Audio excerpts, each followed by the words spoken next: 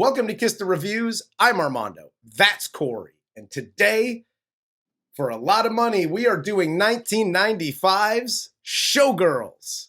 So before we get started, if you want to follow me or Corey on Twitter, you can follow me at Junior D's. You can follow Corey at Corey_idol.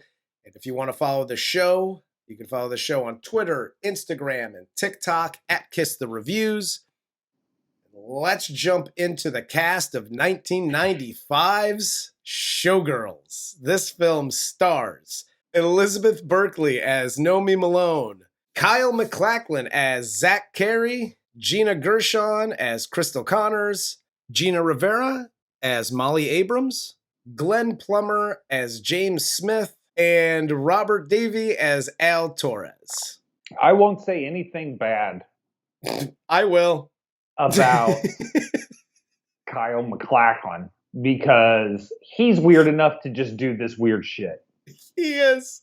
He's just in some weird fucking shit, man. So I'll tell you this because again, this is a movie that a lot of publicity about it when it first came out.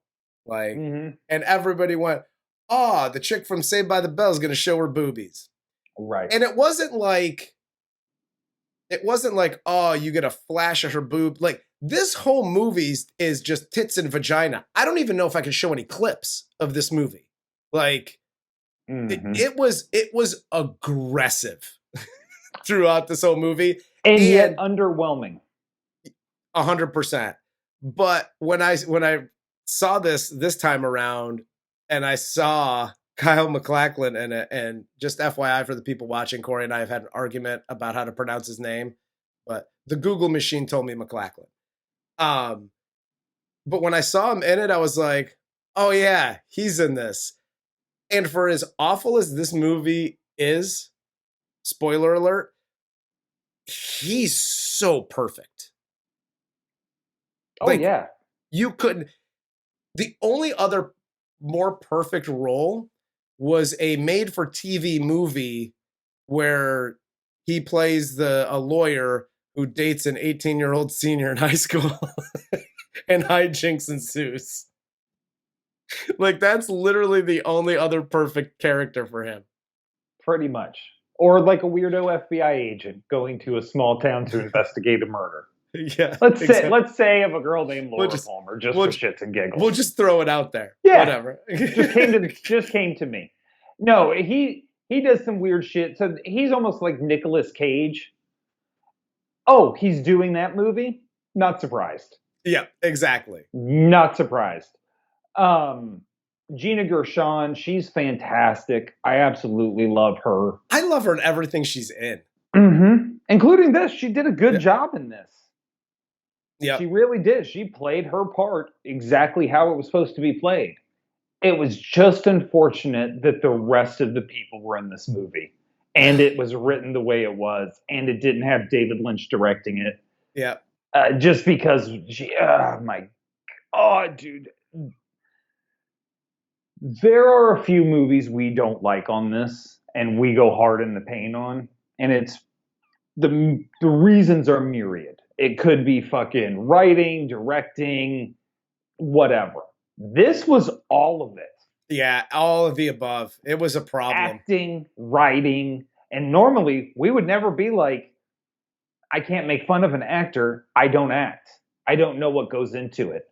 You know what I know is these two guys could do it a hell of a lot better than Elizabeth Berkley did in this. Holy fucking shit. And I'll let you start getting into the movie because I'll leave it with this. Was the whole point of this just her being an addled fucking white teenage girl? Yes. She behaves like this the whole movie, and which leads me into, and thank you, leads me into the opening of this movie. Because the movie opens with Elizabeth Berkley, she's hitchhiking.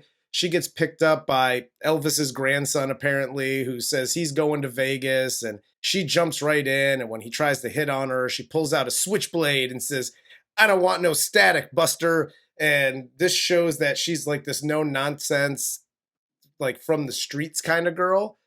Well, Yeah. Plus, she was making her tough face.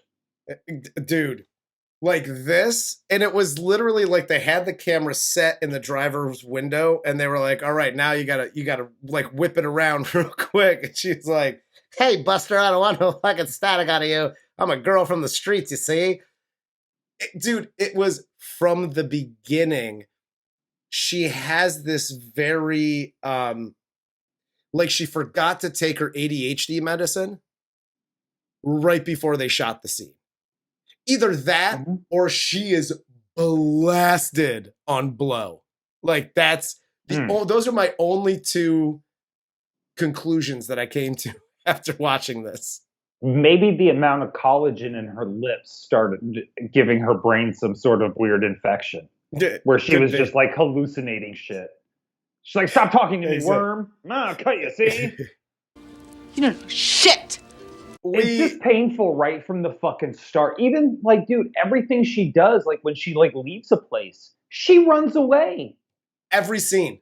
Every scene she runs off camera, and it's like, bitch, nobody's chasing you. What are you running for? You're not Tom Cruise. We see this the first time when they get to Vegas. The guy's like, "I'm gonna go see my dad," and apparently his dad's Elvis, and he runs away. He takes his truck and takes her luggage with him and leaves her high and dry. So she gets pissed, and this is one of many addled situations where she just starts pounding the shit out of one of the cars that's just randomly in the parking lot, and Molly comes over, who becomes her best friend, and is like, "Dude, what the fuck, man? Get off my car." And then they start fighting, and then she throws up out of nowhere and then runs into traffic where Molly saves her. A couple of things here. And this goes back to my conclusion that she was either off her meds or on a bunch of blow. I don't think the throw up scene was written in this movie because the chick who plays Molly looked just as surprised as I did that she was throwing up after she drank nothing. She did nothing. She was just that upset that she threw up in the parking lot. And by the way, I'm going to end this movie real quick here. If Molly just lets her run into traffic, this movie is over. And I've had a great time for the last 20 minutes. Yeah, you ain't Superman. You don't got to save everybody. You were right. Sometimes you just got to let people be themselves. And if they're going to run into traffic, you let them run into traffic. Yeah, dog. It's fucking Vegas, baby. You can fucking... There'll be somebody's life you can save tomorrow. Guaranteed. Yes. You can make it up. Let her get hit by a truck. That's what we call natural selection. If you didn't have laws. Exactly. And this is my favorite part of the movie. Because Molly, who just fought this random psycho-addled white chick, decides, "Hey, do you want to come and live with me? You want to stay at my place?" Woman with no job and no clothes. She buys her dinner. Then flash forward like 2-3 months later, they're living together and they're like best friends. And the homeless girl you let live with you is now a stripper at Cheetah's. Yeah, and this is after too. Not only did they get in a fight in the parking lot because, you know, Manic Lady is having a fucking breakdown and beating the fuck out of your fucking K car. So then you take her, you get into a fight, you save her life, she gives you a weird kiss on the forehead, you hug, you take her to get something to eat. She flips the food up in the air because you asked her where she was from, and then your big idea is, "Come live with me, let's be best friends." Where are you from? I'm from a bunch of different fucking places. Hey, settle down. Now get the fuck out of here. Like, what are we doing here? And what are you hiding? Like, we get to the big reveal at the end, and looking back at it, what were you hiding? You think you're the first fucking child to murder suicide? Welcome to America, shit ass. Get in line. Is it possible this story is true? Yes, it is. So Molly here, she's a seamstress at one of the Vegas shows. Mm-hmm. So goddess. Goddess. So she decides to invite her psycho roommate girlfriend to go backstage with her, and see all the chaos and check it out one day.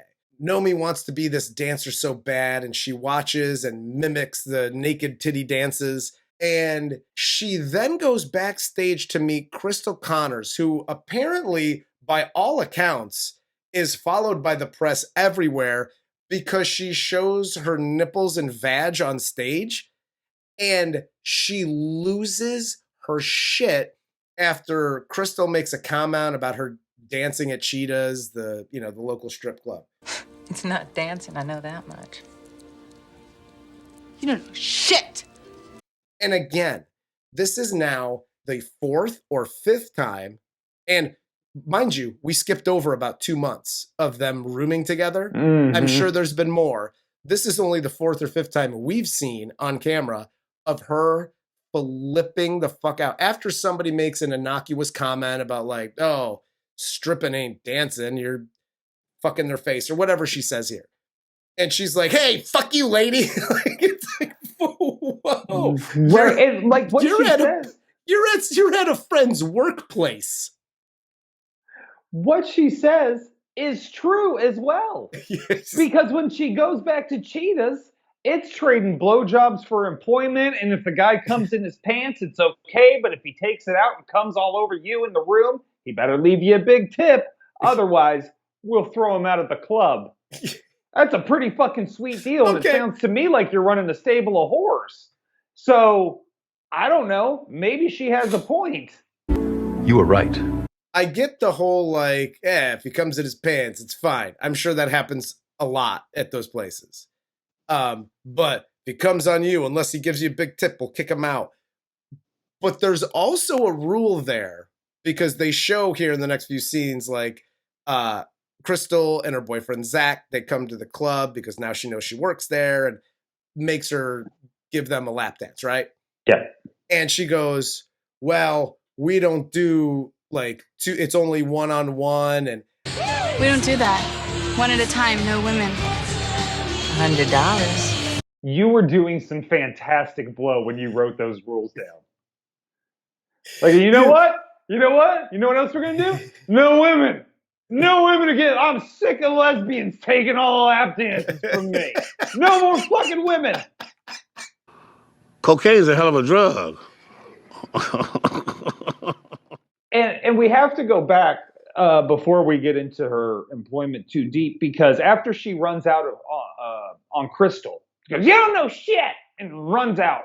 Molly chases after her, and she's like, bitch, that's my fucking job. And Jesse Spano goes, I know it. And then Molly goes, all right, let's go dancing. Yay! This is why your kid acts up, because she threw a fucking tantrum and you rewarded her by going to fucking Build-A-Bear. Don't do that. And she was like, I'm so excited. I'm so scared. Dude, the overacting in this is, I don't even know if you could, it's like bad overacting or over bad acting. I don't know how to phrase it appropriately, because it's terrible acting, plus they're doing it over the top. Yeah. FYI, if you want to overact, look at Jim Carey. That's being a professional and overacting to perfection. Oh, come on! I looked up Showgirls, no shit. I looked up Showgirls 3 different places for descriptions, just to see if like I missed the part where this was satire, because this is the funniest movie ever made. I know. The funny thing is, so the next storyline comes in, and this storyline is the reason this movie goes over 2 hours.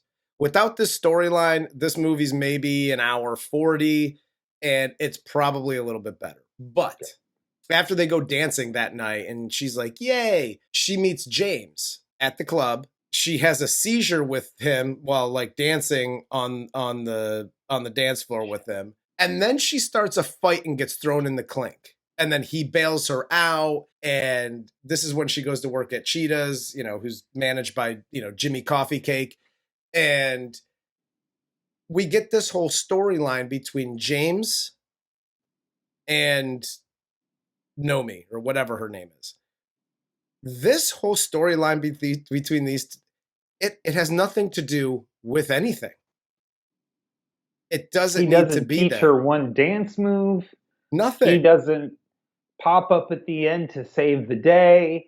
There is nothing. No, he tries to bang her. To this whatsoever. He tries to bang her. We get to see period blood on his finger. Thanks for that. It's all right. I got towels. Basically, like, he shows up after fucking another girl from the club, Hope, and does a fucking, I don't know, 2-minute monologue about how he's about pussy and pussy's about him, and ain't no man gonna turn down pussy because pussy's pussy, and I fucking chase pussy, and we never had nothing because I'm pussy. It's like, dude, what is happening here, and why do you exist as a character? He's like the nonsensical wisdom fairy. Like, he just like sprinkles a whole bunch of wisdom that don't mean shit. No, and then he shows up again at the end, and it's like, well, what are you going to go do because your show failed?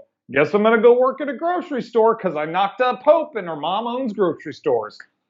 That's your arc? I'm done. Do what you want. And you took that role. Yes. That's how important it is to be a working actor. He got paid, man. Not for nothing. I would have gotten paid too. I would have taken that role. That's how important it is to be a working actor in Hollywood and just have your face on something. Is 100%. You look at that role and be like, fuck yeah, I need this audition, man. I hope I nail it. I've memorized all the pussy lines. I think I got it. After she does the little private dance for Cristal and Zack in the back room, and she aggressively, basically over the pants bangs Zack until I'm pretty sure Zack came on his chest inside his clothes. Like, because it was aggressive. Yeah, I've never seen a lap dance or had a lap dance like that. I would have asked her to stop. I would have been like, you broke my shit. Like, this was how would you? You're coming out of fear. It's a scared cum. Like, I'll fucking do it. Just stop. That's not a good one either. That's not a good one. Like, I give up. Here's some sperm in my pants. Will you just leave me the fuck alone? Can you stop? So after this, Cristal gets her an audition. She gets her guy to like Zack's assistant or whatever to go to the club and like, you get to audition for Goddess. Yay. And she shows up, and again, she loses her shit when he's like, hey, I'm the fucking Iceman, ice your nipples. And she's like, fuck your nipples, and runs away. Yeah, and again, that's the one that got you. You're already pinching them. You're rubbing them. You're listening to this guy berate you the entire fucking day. Which, by the way, is the most accurate thing about Vegas. Oh, 100%. But then you actually are like, wait a second. Ice? Bridge too far. I lived in Minnesota. You fuck. I'm done. Do what you want. Jesse Spano knows that Cristal is giving her this audition every time. Every time something good is happening, she's like, it's because of her, right? And everybody's like, eh. But then she goes and does it. And then they're calling her a whore. And she's like, I ain't no whore. It's like, dude. You sure about that? You sure about that? You're a plaything to Cristal right now, and you're allowing it to happen continuously. So either one, cut the shit and drop the fucking chip off your shoulder, or just fucking don't do it.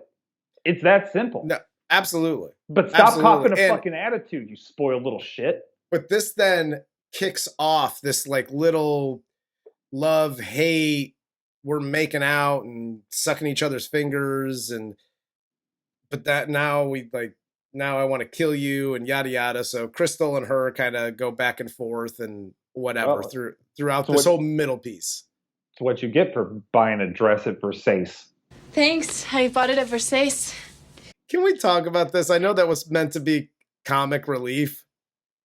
All the serious parts of this movie I found as like funny. Except for one part, I found the rest of it very funny. Mm-hmm. this part that was literally written into the script to be funny, I was like, why? Just to show that she's stupid? Because her actions thus far haven't shown us that she's like this stupid piece of shit that doesn't know anything. Yeah, we're there. We're there. We are 100% there and on board with the fact that she's a moron. You don't have to have her not know what Versace is. Yeah, you don't have to hammer that one home. But we get to the point where, you know, it's hit this fever pitch. She pushes Cristal down the stairs. Cristal, I don't know, sprains her knee and like gets a concussion. They're like, we got to shut down the show. And, you know, you get the old white guys behind the thing where it's like, We gotta shut the show down. Not a chance. The show goes on. and by the way, during this scene, they literally say, like, we can get whoever, we can get Janet Jackson, we can get Paula Abdul. Janet Jackson. Paula Abdul. Paula Abdul. In my show? Those motherfuckers ain't showing their beeve on a Vegas strip stage. The fuck out of here. Yeah, totally. You're totally getting Paula Abdul to flash beeve in Goddess. The fuck out of here. Like, Janet Jackson will flash her nipple. Justin Timberlake's on stage with her. hey, for enough money, they all will. If Justin Timberlake's on stage, I'll fucking do it for free.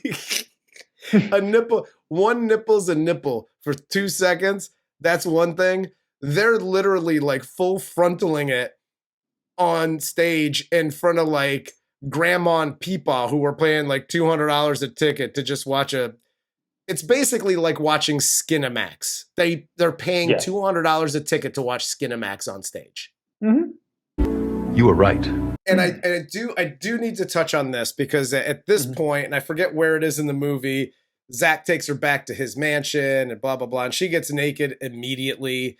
And there's the famous, we're banging in the pool scene, where it basically looks like she gets electrocuted.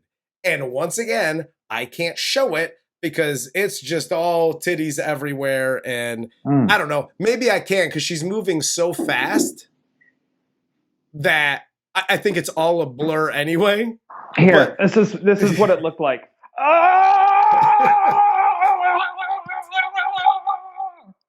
Hell yes. I don't have the stamina to keep it up for the 2 minutes that she did, but it was basically the 2 minute scene, just in water. Listen, I'll give her this. She's got a fuckload of stamina because remember when you used to do the trick with the pencil, and it would do the like that's literally what she looked like. She looked like an electric eel in the pool, and apparently that was like the literally and figuratively the climax of like that was the scene. That's the money shot for the movie. You know what I thought of? Fucking cool. You know what I thought of during this scene? What's that? AIDS! There's AIDS in the water! AIDS is in the water! AIDS! AIDS! I got AIDS! I got AIDS! We're coming through! Wherever they shot that pool, that place should be fucking condemned. Like that whole mansion, the pool, everything. You were right. After they bang and, you know, Cristal's hurt and she basically gets the job as Cristal. She takes Cristal's place in Goddess and she pulls it off and everybody's like, yay, rah. Not everybody, because some people are like, that bitch pushed that bitch down the stairs. And Molly's like, you pushed that bitch down the stairs. I should do descriptions of all these movies like this, by the way. And they're, again, mad for 2 fucking seconds. And she's like, why are you so mad at me? And it's like, well, first of all, you've been flipping out the whole movie. Second of all, you just pushed this bitch down the stairs. I know you did. And you're just, at what point do you just shut the door and go, hey, girl, I totally pushed that bitch down the stairs. I didn't do fucking shit! I didn't fucking do this! This is what I don't understand. Molly is our good person throughout this entire movie. Yeah. Right? She's the only one that's not caught up in the bullshit. Yep. She shows up to do her job. She's respected at her job. She'll stand up for herself, but she's reasonable. She's there to do her job. She takes it professionally. And even outside of work, She's having fun. She's not fucking around. She's not, fucking getting high, doing any kind of shit that would put her in any sort of ill repute. Right? Dude, she's even going to school. Yes. Because this is how fucking white woman fucking Jessie Spano is in this movie, by the way. Because she comes back after not seeing Jessie Spano for a minute. And she's like, oh, I passed my classes. I got an A. And Jessie Spano's like, great. I want a fucking new dress. And they fucking dip. And she gets her that's when she gets her Versace dress because it wasn't about her for 5 seconds. And then Molly has to go, yay, you got a dress. Let's celebrate. I'll buy you dinner. You just graduated something. And you're buying this trash fucking dinner because she bought a dress? I don't care if she got her fucking GED. Don't buy that bitch nothing. Jesus Christ, Molly. What the fuck is going on? How desperate is Molly for a friend? Where that is hey, I just passed my test. I got an A. Great.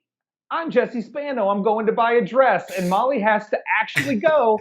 That's fantastic. Congratulations on buying your dress. I'm going to take you to dinner. Dude, Molly's like the nicest person in this whole movie. But how does she not have any friends? Like, I know it's Vegas, but like no friends? None. Like, call me. Like, we don't even need to do stuff. Like, not even hand stuff. I don't know. We'll just be friends. She's like the nicest person ever. And she just gets abused by everybody. Oh, and she literally gets abused in the next scene. Which, by the way, you want to talk about unnecessary bullshit? As unnecessary as the entire fucking character was at the beginning of this movie? For fucking real. Did not need to happen. No. In any way. And if it did, it didn't need to happen like this. This was so, okay, we're done. You pushed the girl down the stairs. I'm mad at you. And then she's like, come to my party because it's for me. Mm-hmm. And the singer you really like, who looks like fucking Fabio, which I never understood that look, by the way. But come to this party. He's going to be there. I'll introduce you to him. And she comes to the party. She introduces. And then immediately, because she's smitten, like, she's down to clown. Oh, yeah. And she's ready to hook up with him. And makes it very apparent. So it's like you think, in the movie, and apparently they're like, magic trick, shrape. Like, what? There's literally no need for this. They go up to the thing, and this whole fucking scene is brutal on like a Rob Zombie kind of level. Like, it's shocking to the system because I don't remember this scene. Well, no, I don't remember the scene either. And this actually, though, tells you all you need to know about the effort put in, because that's all this fucking movie is trying to do in between totally irrelevant and unnecessary dialogue is shock you. But it's not in a fun way like Basic Instinct or fucking Jade. It's all just weird fucking, I'm on my period, look at the blood, pinch your nipples, now we put ice on them. And now we're just going to fucking shrape the best friend who's done nothing the entire... In the fucking horror movie, she's the final girl. Yes. She gets away from the murders. Yes. So you did not need this. You could have had the guy, if you have to even have this scene at all, with Molly in it, because it really had nothing to do with her, other than demonstrating a shaping. You could have had the guy get rough and smack her. Yeah. And then she leaves the party. And then Jessie Spano finds her and is like, hey, it's been a week. What the fuck? And she's like, oh, he fucking slapped me and fucking blah, blah, blah, blah. And 100%. Then you continue right on with Jessie Spano kicking the shit out of him. Yes, absolutely. Done, and it's clean. And even though it doesn't need to be there, it at least flows with some sort of like, oh, yeah. And then we get the scene at the hospital when her and Zack are at the hospital, and he was like, aha, your father schmurder schmuicide over there, and I got you. That's your gotcha? And she's like, oh my God, I'm mortified. My name's Polly, and whatever. Like, Dude, this was the worst reveal ever. Yeah, and it's like, and then we have the whole backstory where the whole time she actually was a whore. Yes. Why did you stop hooking? You had your future pretty well mapped out for yourself. I don't understand any of this. And because I mean, even at the end, the moral of the story is run away from everything all of the time. Yes. Yeah. And if you do, it all works out because at the end, she works out, she gets her revenge on fake Elvis, and movie's over. Molly's still in the goddamn hospital last time I checked. And she leaves her in the hospital because she kicks the shit out of fucking Fabio in the hotel room. She goes back to the hospital, goes, "Mwah, I did a thing. I'm the best." And then she's like, "I'm leaving town." Meanwhile, your friend's like half dead in the fucking hospital. And then she goes and makes out with Cristal in her room and, you know, whatever. And then she just leaves town, fucks the dude up from the Elvis impersonator guy, whatever the fuck. And then the movie's over. Like, she fucks over everybody in this fucking movie. And then she leaves. And end of movie. Like, there really isn't a moral to this. Like, there was nothing. It was literally like the writer or writers or whatever just did an obscene Scarface amount of cocaine.